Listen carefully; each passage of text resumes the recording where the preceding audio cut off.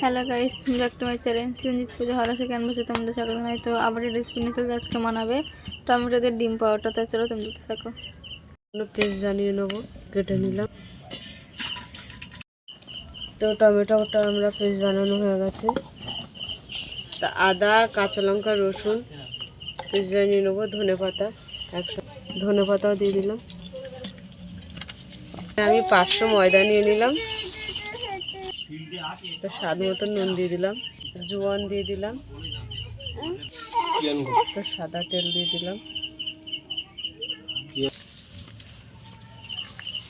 তো আমরা মিশিয়ে নিচ্ছি।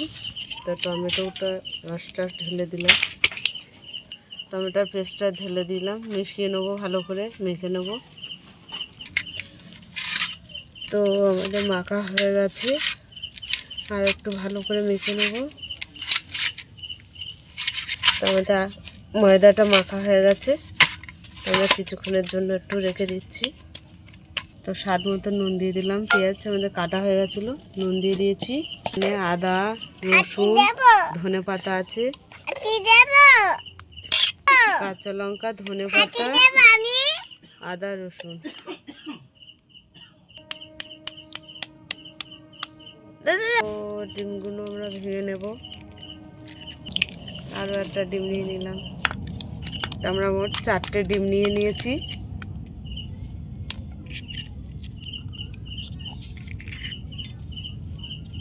গোলু ঠিক ভেঙে দিল তো আমাদের গোলু, দেখো ডিম ফাটিয়ে ফেলেছে। বাবা কি সুন্দর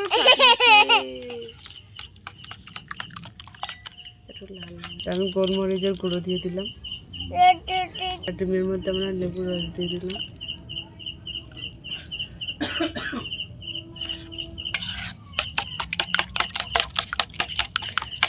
ভালো করে মিশিয়ে নিচ্ছি। তো আমরা একটু লাল লঙ্কাও দিয়ে দিলাম।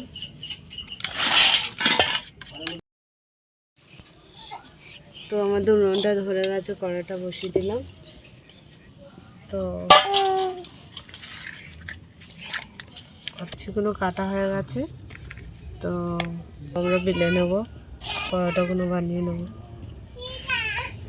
তো আমরা 4 কোনা বানাবো না, আমরা 3 কোনা বানাবো।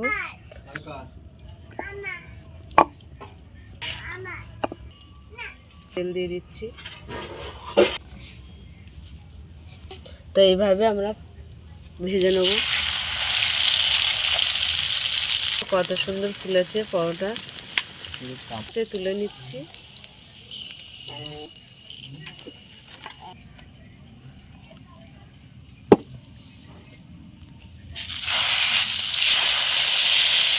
তো আমরা তুলে নিলাম।